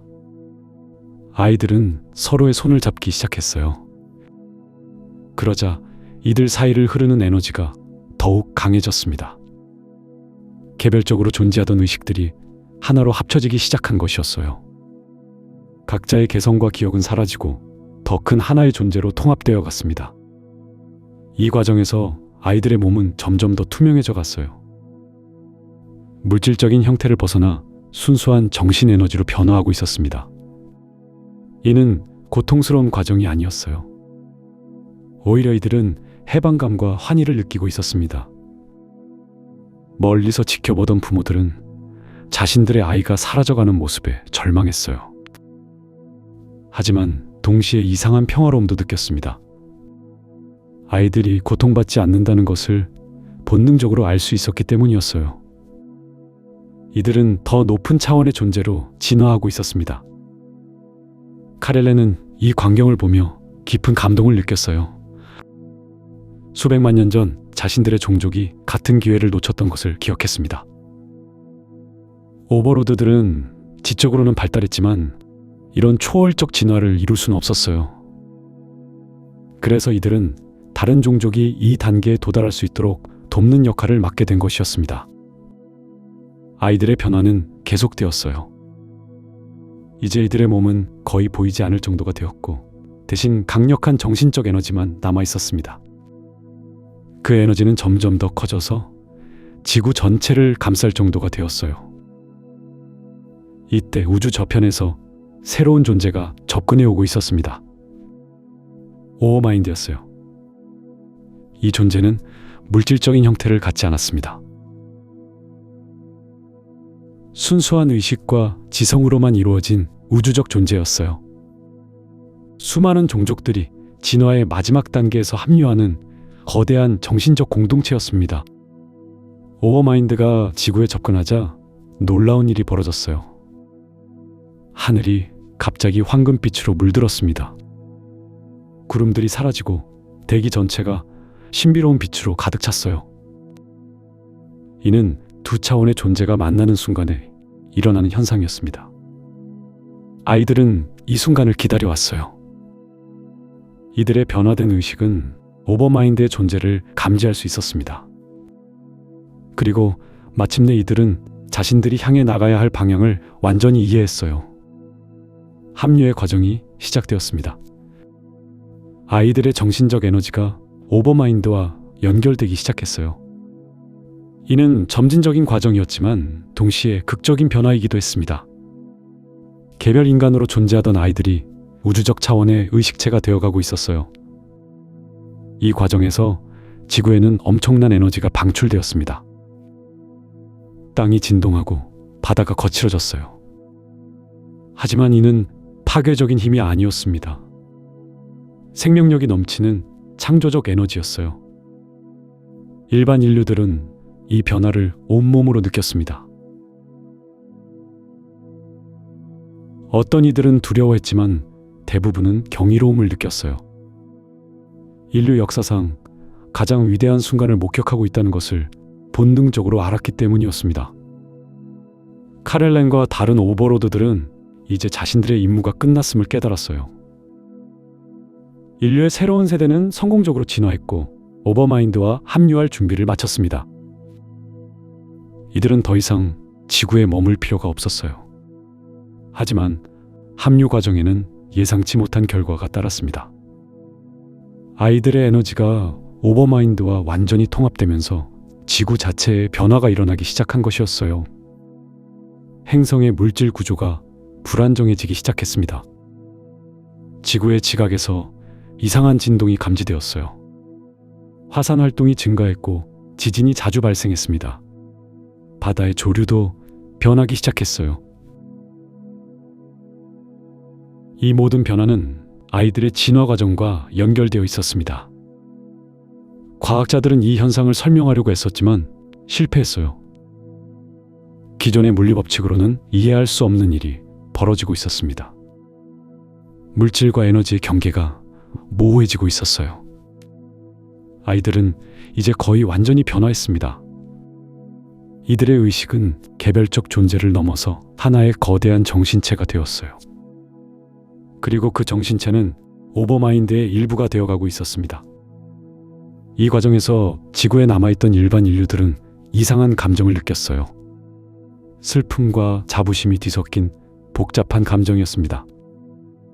자신들의 후손이 우주적 존재가 되었다는 자부심과 동시에 인류라는 종족의 끝을 보고 있다는 슬픔이었어요. 카렐레는 인류의 마지막 대표들에게 작별 인사를 했습니다.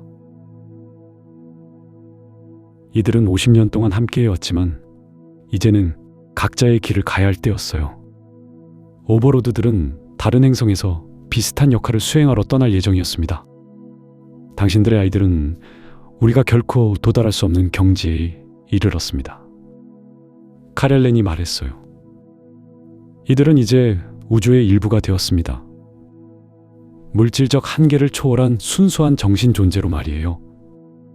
인류는 자신들이 진화에 막다른 길에 있다는 것을 받아들여야 했어요. 새로운 세대는 더 이상 인간이 아니었습니다. 이들은 완전히 다른 차원의 존재가 되었어요. 합류 과정이 절정에 달하자 더욱 놀라운 현상이 일어났습니다. 아이들의 에너지가 지구의 물질 구조와 상호작용하면서 행성 전체가 변화하기 시작한 것이었어요. 대륙이 이동하고 산맥이 솟아올랐습니다. 바다는 새로운 색깔로 물들었어요. 하늘에는 오로라와 비슷하지만 훨씬 더 화려한 빛들이 춤췄습니다. 지구 전체가 거대한 예술 작품처럼 변해가고 있었어요. 이런 변화들은 일반 인류에게는 위험했습니다. 대기의 성분이 바뀌기 시작했고 중력장도 불안정해졌어요. 생명체가 살아가기 어려운 환경으로 변하고 있었습니다. 카렐레는 남아있는 인류들에게 경고했어요. 지구는 더 이상 여러분이 살 수 있는 곳이 아니게 될 것입니다. 새로운 존재들의 진화 과정이 행성 전체를 변화시키고 있어요. 하지만 대부분의 사람들은 떠날 생각이 없었어요. 이들은 인류의 마지막을 지구에서 막고 싶어 했습니다. 다른 행성으로 가서 연명하는 것보다는 인류 문명의 요람에서 존재를 마감하길 원했어요. 몇몇 사람들만이 카렐렌의 제안을 받아들였습니다. 이들은 오버로드들의 우주선을 타고 다른 행성으로 떠났어요. 인류의 씨앗을 다른 곳에서 보존하려는 마지막 희망을 품고 말이에요. 지구에 남은 사람들은 최후의 시간을 조용히 보냈습니다. 가족들과 함께 시간을 보내거나 인류 문명의 유산을 정리했어요. 어떤 이들은 예술 작품을 만들었고 어떤 이들은 회고록을 썼습니다. 아이들의 진화는 계속되었어요. 이들은 이제 완전히 에너지 존재가 되어 물질 세계와는 다른 차원에 존재했습니다. 하지만 이들 변화가 지구에 미치는 영향은 더욱 강해졌어요. 지구의 핵에서 이상한 활동이 시작되었습니다.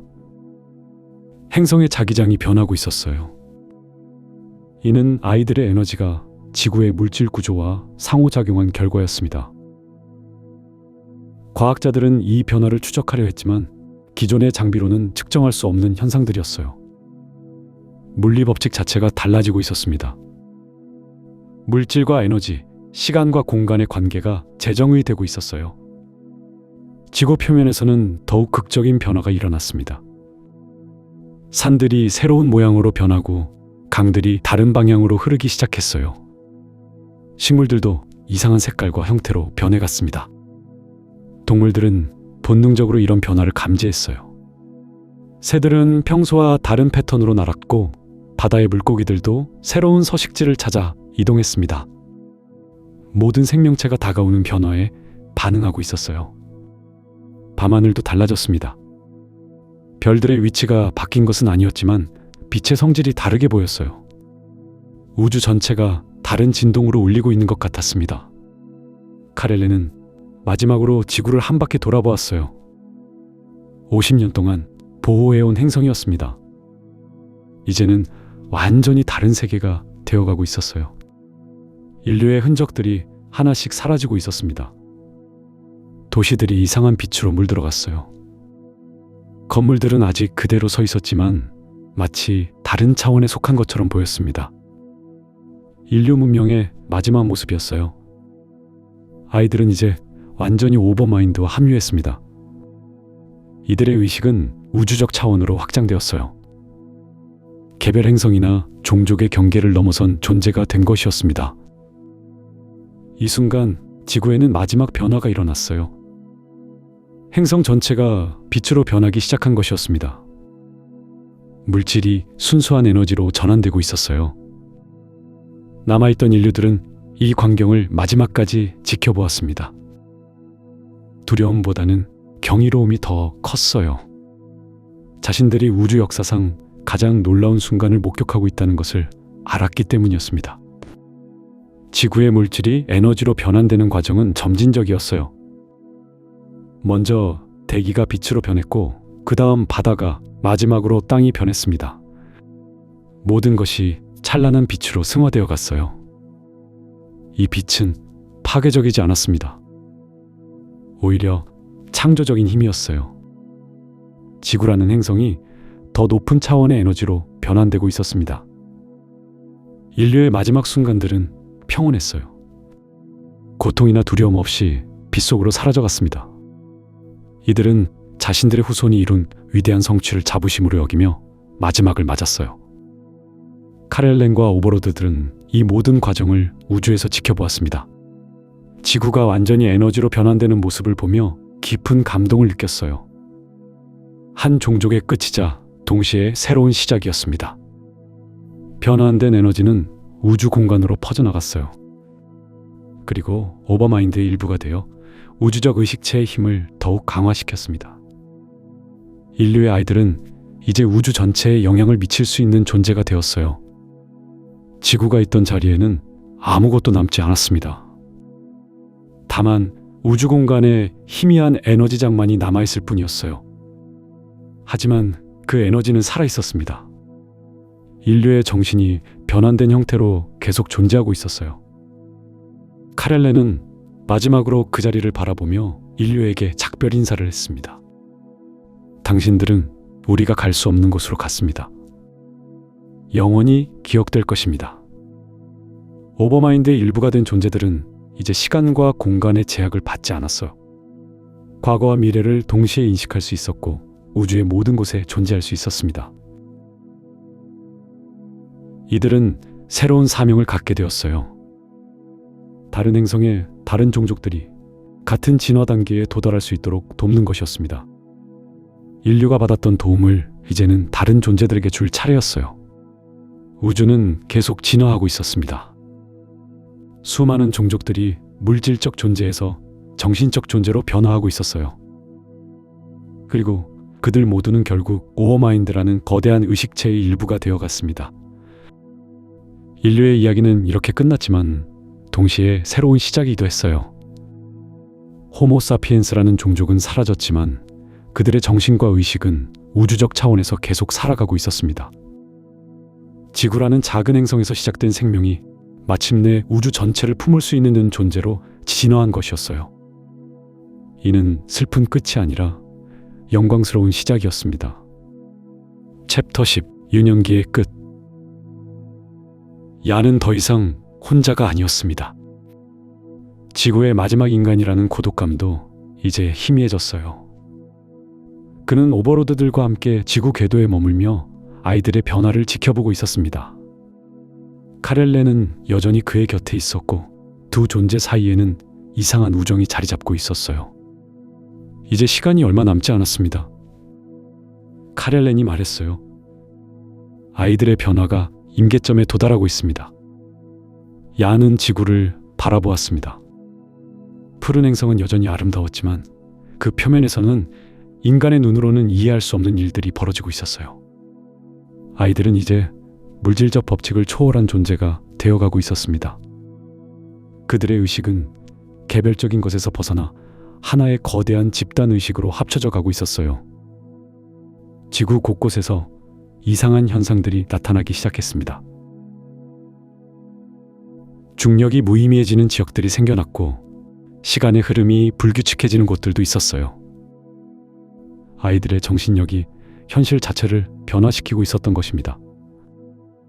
그들이 물질 세계를 떠날 준비를 하고 있는 것 같습니다. 연이 중얼거렸어요. 맞습니다. 카렐렌이 대답했습니다. 모든 종족이 거쳐야 하는 과정입니다. 물질적 존재에서 순수한 정신체로 변화하는 것이죠. 인류는 이제 그 문턱에 서 있습니다. 야는 복잡한 기분이었습니다. 한편으로는 인류가 이룩한 놀라운 진화를 자랑스럽게 여겼지만 다른 한편으로는 자신이 알고 있던 모든 것이 사라져가는 것에 대한 슬픔을 느꼈어요. 인간의 문명, 문화, 역사, 그 모든 것이 의미를 잃어가고 있었습니다. 지구에서는 더 이상 일반적인 생명 활동이 이루어지지 않았습니다. 동물들은 모두 사라졌고 식물들도 시들어갔어요. 아이들의 변화하는 의식이 생명체들에게 미치는 영향 때문이었습니다. 지구 전체가 하나의 거대한 변화의 장이 되어버린 것이었어요. 오버마인드가 그들을 부르고 있습니다. 카렐렌이 설명했습니다. 우주 어딘가에서 그 거대한 의식체가 새로운 구성원들을 기다리고 있어요. 인류의 아이들이 그 부름에 응답하고 있는 것입니다. 야는 망원경을 통해 지구 표면을 관찰했습니다. 뉴에던스 섬 위로 이상한 빛이 솟아오르고 있었어요. 그 빛은 어떤 물질적 광원에서 나오는 것이 아니라 아이들의 변화하는 의식 자체에서 발산되는 것 같았습니다. 저 빛은 무엇입니까? 연이 물었어요. 그들의 정신 에너지입니다. 카렐렌이 답했습니다. 이제 곧 그들은 물질적 형태를 완전히 벗어날 것입니다. 순수한 의식체가 되어 오버마인드와 합쳐지는 거예요. 지구 전체에서 비슷한 빛들이 나타나기 시작했습니다. 아이들이 모여있는 곳마다 신비로운 광채가 솟아올랐어요. 그 빛들은 점점 더 밝아졌고 마침내 지구 전체를 감쌀 만큼 강해졌습니다. 이제 시작됩니다. 카렐렌이 엄숙하게 말했습니다. 갑자기 지구에서 거대한 에너지 파동이 발생했습니다. 그것은 물질적인 폭발이 아니라 정신적 차원의 폭발이었어요. 아이들의 집단의식이 임계점에 도달한 순간이었습니다. 그들의 개별적인 정신들이 완전히 하나로 융합되면서 새로운 존재로 탄생하고 있었어요. 야는 그 장관을 바라보며 숨을 멈췄습니다. 지구 전체가 거대한 빛의 구체로 변해가고 있었어요. 그 안에서 무수히 많은 의식들이 춤추고 있었습니다. 더 이상 개별적인 제니퍼나 토미가 아니라 하나의 거대한 집단 정신이 되어가고 있었어요. 아름답군요. 연이 혼잣말을 했습니다. 그렇습니다. 카렐렌이 동의했습니다. 모든 종족의 궁극적인 목표입니다. 개체성을 뛰어넘어 더 큰 의식의 일부가 되는 것이죠. 빛의 구체는 점점 더 밝아졌습니다. 그 안에서 일어나고 있는 변화는 인간의 언어로는 설명할 수 없는 것이었어요. 물질과 에너지, 시간과 공간의 경계가 모두 무너지고 있었습니다. 새로운 형태의 존재가 탄생하고 있었어요. 그들은 이제 우리가 알던 인간이 아닙니다. 카렐렌이 설명했습니다. 하지만 동시에 인간 이상의 존재가 되었어요. 호모사피엔스의 모든 경험과 지혜가 그들 안에 보존되어 있습니다. 야는 고개를 끄덕였습니다. 그는 이제 이해할 수 있었어요. 인류의 끝이 아니라 새로운 시작이라는 것을 말이죠. 죽음이 아니라 변화였습니다. 유년기에서 성년기로의 거대한 도약이었어요. 빛의 구체에서 새로운 존재가 나타나기 시작했습니다. 그것은 물질적인 형태를 가지지 않았지만 야는 그 존재감을 느낄 수 있었어요. 수만 명의 아이들이 하나로 합쳐진 거대한 의식체였습니다. 그들은 이제 개별적인 이름도 개별적인 기억도 가지지 않았어요. 하지만 인류 전체의 본질을 간직하고 있었습니다. 안녕히 계십시오. 새로운 존재가 얀에게 말했습니다. 그것은 말이라기보다는 직접적인 의식의 전달이었어요. 우리는 이제 떠나겠습니다. 얀은 눈물을 흘렸습니다. 기쁨과 슬픔이 뒤섞인 복잡한 감정이었어요. 잘 가렴들아. 그가 대답했습니다. 너희들을 자랑스럽게 여긴다. 새로운 존재는 지구를 떠나기 시작했습니다. 빛의 형태로 우주 공간으로 날아오르기 시작한 것이었어요. 그들의 목적지는 오버마인드가 있는 곳이었습니다. 우주 어딘가에서 그 거대한 의식체가 새로운 구성원들을 기다리고 있었어요. 오버마인드는 어디에 있습니까? 연이 카렐렌에게 물었어요. 특정한 장소에 있는 것은 아닙니다. 카렐렌이 답했습니다. 오버마인드는 공간과 시간을 초월한 존재예요. 물질 우주 전체에 그리고 그것을 넘어선 차원에 존재합니다. 인류에서 진화한 새로운 존재는 빠른 속도로 우주 공간을 가로질렀습니다. 그들은 더 이상 물리법칙의 제약을 받지 않았어요.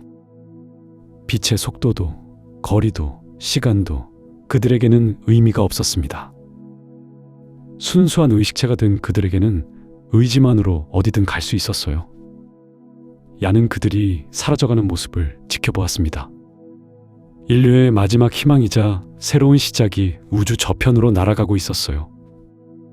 그와 함께 지구에서 일어났던 모든 일들의 기억도 함께 떠나가는 것 같았습니다. 이제 우리의 임무도 끝났습니다. 카렐렌이 말했습니다. 오버로드들은 더 이상 지구에 머물 이유가 없어요. 야는 고개를 끄덕였습니다. 당신들은 이제 어디로 가십니까? 다른 세계로 갑니다. 카렐렌이 대답했습니다. 아직 진화하지 못한 다른 종족들을 돕기 위해서요. 우주에는 아직 유년기에 머물러 있는 수많은 종족들이 있습니다. 야는 이해할 수 있었습니다. 오버로드들의 역할은 가디언이었어요. 어린 종족들이 성숙할 때까지 지켜주고 도와주는 것이 그들의 사명이었습니다. 인류가 성년기에 도달했으니 이제 그들은 다른 어린 종족들을 찾아 떠나야 했어요. 지구는 이제 텅 비어 있었습니다. 인간도 동물도 식물도 모두 사라진 죽은 행성이 되었어요. 하지만 그것은 슬픈 죽음이 아니었습니다. 생명이 더 높은 차원으로 승화한 결과였어요. 지구는 어떻게 될까요? 연이 물었어요. 시간이 지나면 새로운 생명이 다시 싹틀 것입니다. 카렐렌이 답했습니다. 우주는 끊임없이 새로운 시작을 만들어내거든요. 언젠가는 이 행성에서도 새로운 종족이 진화할지도 모릅니다. 야는 지구를 마지막으로 바라보았습니다. 그곳은 인류의 고향이었어요. 수백만 년 동안 인간들이 살았던 곳이었습니다. 이제 그 모든 역사가 끝났지만 동시에 새로운 전설의 시작이기도 했어요. 오버로드들의 우주선이 지구 궤도를 떠나기 시작했습니다. 연도 함께 떠나는 것이었어요. 지구에 혼자 남을 수는 없었습니다. 그는 인류의 마지막 증인으로서 새로운 여행을 떠나는 것이었어요. 나는 어디로 가게 됩니까? 연이 물었어요. 원하는 곳으로 가시면 됩니다. 카렐렌이 답했습니다. 우리와 함께 다른 세계를 구경할 수도 있고 아니면 인류와 비슷한 다른 종족들이 있는 행성으로 갈 수도 있어요. 야는 한동안 생각했습니다. 그는 더 이상 지구의 인간이 아니었어요. 하지만 그렇다고 해서 인류를 완전히 잊을 수도 없었습니다. 그는 인간이었던 종족의 마지막 기억을 간직한 존재였어요. 나는 당신들과 함께 가겠습니다. 연이 결정했습니다. 다른 종족들이 어떻게 진화하는지 보고 싶어요. 그리고 언젠가는 인류의 이야기를 그들에게 들려주고 싶습니다. 카렐렌은 만족스러워하는 것 같았습니다. 좋은 선택입니다. 당신은 훌륭한 관찰자가 될 것입니다. 우주선은 태양계를 벗어나기 시작했습니다. 야는 창을 통해 태양을 바라보았어요. 그 노란 별 주위를 도는 작은 행성들이 점점 멀어져 갔습니다. 수성, 금성, 지구, 화성. 인류가 한때 정착하려 했던 세계들이었어요. 하지만 이제 그 모든 것이 과거가 되었습니다. 인류는 물질적 우주의 제약을 벗어나 더 큰 존재가 되었어요. 그들은 이제 우주 어디든 갈 수 있었고 시간의 제약도 받지 않았습니다. 우주 저편에서 새로운 신호가 들려왔습니다. 오버마인드에서 보낸 환영의 메시지였어요. 인류에서 진화한 새로운 존재들이 무사히 도착했다는 소식이었습니다. 그들은 이제 우주적 의식체의 일부가 되어 더 큰 지혜와 경험을 나누게 될 것이었어요. 그들은 행복할까요? 연이 카렐렌에게 물었어요. 행복이라는 개념 자체가 변했을 것입니다. 카렐렌이 답했습니다. 그들은 이제 개별적인 감정을 넘어선 존재가 되었어요. 우주 전체의 조화와 균형을 느끼며 살아갈 것입니다. 야는 고개를 끄덕였습니다. 그것이 진정한 성숙함이라는 것을 이해할 수 있었어요. 개인의 욕망과 감정을 넘어서서 더 큰 목적을 위해 존재하는 것. 그것이 진화의 궁극적인 목표였습니다. 우주선은 계속해서 미지의 공간을 향해 나아갔습니다. 야는 새로운 모험이 기다리고 있음을 느꼈어요. 그는 더 이상 지구의 마지막 인간이 아니었습니다. 우주적 관점을 가진 새로운 존재가 되어가고 있었어요. 오버로드들과 함께하는 여행은 계속될 것이었습니다. 그들은 다른 세계로 가서 또 다른 어린 종족들을 만날 것이었어요. 그리고 야는 그 과정을 지켜보며 우주의 거대한 계획을 이해하게 될 것이었습니다. 우주에는 정말 많은 종족들이 있습니까? 연이 물었어요. 셀 수 없을 정도로 많습니다. 카렐렌이 답했습니다. 각각이 고유한 특성을 가지고 있어요. 어떤 종족들은 과학기술로 발달했고 어떤 종족들은 정신적 능력이 뛰어납니다. 하지만 결국 모든 종족이 같은 목표를 향해 나아가고 있어요. 오버마인드와 하나가 되는 것이군요. 그렇습니다. 그것이 모든 지적 생명체의 운명입니다. 야는 인류의 여정을 되돌아보았습니다. 지구의 원시림에서 시작된 인간의 진화가 마침내 우주적 차원에 도달했어요. 불을 발견하고 도구를 만들고 언어를 사용하고 문명을 건설했던 모든 과정이 이 순간을 위한 준비였던 것입니다. 오버로드 개입도 그런 맥락에서 이해할 수 있었어요. 그들은 인류가 자멸하지 않도록 보호해 주었고 마지막 진화의 순간까지 이끌어 준 것이었습니다. 만약 그들이 없었다면 인류는 핵전쟁으로 멸종했을지도 모르는 일이었어요. 당신들 같은 가디언 종족은 많습니까? 연이 궁금해했어요. 꽤 많습니다. 카렐렌이 답했습니다. 우주의 균형을 유지하는 것이 우리 역할이거든요. 어린 종족들이 성숙할 수 있도록 도와주는 것이죠. 당신들은 언제 오버마인드와 합쳐질 수 있습니까? 카렐렌은 잠시 침묵했습니다. 우리는 다릅니다. 우리는 오버마인드와 직접 합쳐질 수 없어요. 우리의 역할은 영원히 가디언으로 남는 것입니다. 야는 그 말의 의미를 이해했습니다. 오버로드들은 다른 종족들을 도우면서도 스스로는 궁극적인 진화를 이룰 수 없는 운명이었어요. 그것은 어쩌면 숭고한 희생이었습니다. 외롭지 않으세요? 연이 조심스럽게 물었어요. 외로움이라는 감정은 개별적 존재들이 느끼는 것입니다. 카렐렌이 답했습니다. 우리는 우주 전체와 연결되어 있어요. 그리고 우리가 도운 종족들이 오버마인드와 합쳐질 때마다 우리도 간접적으로 그 기쁨을 나눕니다. 야는 카렐렌의 말에서 깊은 지혜를 느꼈습니다. 오버로드들은 자신들의 한계를 받아들이면서도 더 큰 목적을 위해 헌신하는 존재들이었어요. 그들 덕분에 수많은 종족들이 진화의 다음 단계로 나아갈 수 있었습니다. 우주선은 계속해서 미지의 공간을 가로질렀습니다. 야는 창밖으로 펼쳐진 별들의 바다를 바라보았어요. 그 별들 주위에는 아마도 수많은 행성들이 있을 것이고 그 행성들 중 일부에서는 새로운 생명체들이 진화하고 있을 것이었습니다. 언젠가는 그 생명체들도 인류와 같은 과정을 겪게 될 것이었어요. 유년기의 순수함에서 시작해서 점차 지혜를 얻고 마침내 물질적 존재의 한계를 뛰어넘는 순간이 올 것이었습니다. 다음 목적지는 어디입니까? 연이 물었어요. 벨타 센타우리 계의 세 번째 행성입니다. 카렐렌이 답했습니다. 그곳에는 인류와 비슷한 발달 단계에 있는 종족이 살고 있어요. 그들도 곧 핵무기를 개발하게 될 것입니다. 야는 인류의 역사를 떠올렸습니다. 핵무기의 개발은 모든 종족에게 중요한 전환점이었어요. 그 시점에서 종족은 두 가지 길 중 하나를 선택해야 했습니다. 자멸의 길이냐 아니면 성숙의 길이냐. 그들을 도우러 가는 것이군요. 그렇습니다. 그들이 올바른 선택을 할 수 있도록 지도할 것입니다. 야는 자신도 그 과정에 참여하게 될 것을 깨달았습니다.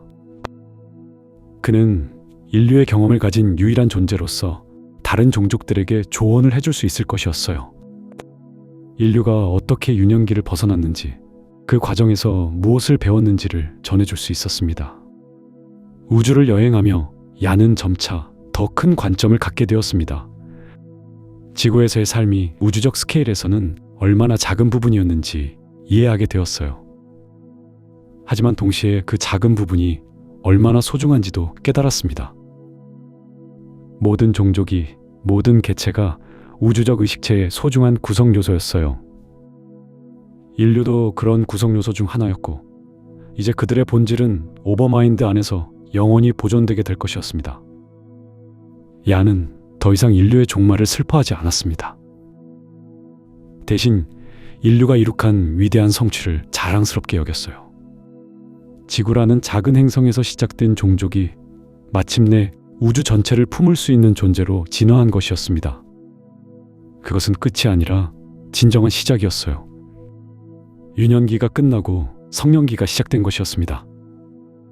인류는 이제 우주의 더 큰 목적에 참여할 수 있게 되었고, 다른 종족들의 진화를 도울 수 있게 되었어요. 우주선이 새로운 항성계에 접근하기 시작했습니다. 멀리서 하나의 별이 빛나고 있었고, 그 주위로 여러 개의 행성들이 궤도를 그리고 있었어요. 그중 하나의 푸른 행성에서 새로운 이야기가 시작될 것이었습니다. 야는 준비가 되었다고 느꼈습니다. 인류의 마지막 대표자로서, 그리고 새로운 종족들의 가이드로서 자신의 역할을 다할 준비가 되었어요. 그는 인류의 지혜와 경험을 다른 종족들과 나누며 그들의 진화를 도울 것이었습니다. 우주는 끊임없이 변화하고 진화하고 있었습니다. 수많은 종족들이 유년기에서 성년기로 나아가고 있었고, 그들 모두는 결국 하나의 거대한 의식체로 합쳐질 것이었어요. 그것이 우주의 궁극적인 목표였고 모든 생명체의 운명이었습니다. 인류의 이야기는 이렇게 끝났지만 동시에 더 큰 이야기의 시작이기도 했어요. 지구에서 시작된 작은 생명체가 마침내 우주 전체의 일부가 된 것이었습니다. 그들의 의식과 지혜는 오버마인드 안에서 영원히 살아갈 것이었고, 앞으로 태어날 무수한 종족들의 진화에도 기여하게 될 것이었어요. 이것이 진정한 불멸이었습니다. 개별적인 존재로서의 불멸이 아니라 우주적 의식의 일부로서의 영원한 존재였어요. 인류는 죽지 않았습니다. 다만 더 큰 존재로 변화했을 뿐이었어요. 유년기의 끝은 슬픈 이별이 아니라 영광스러운 시작이었습니다.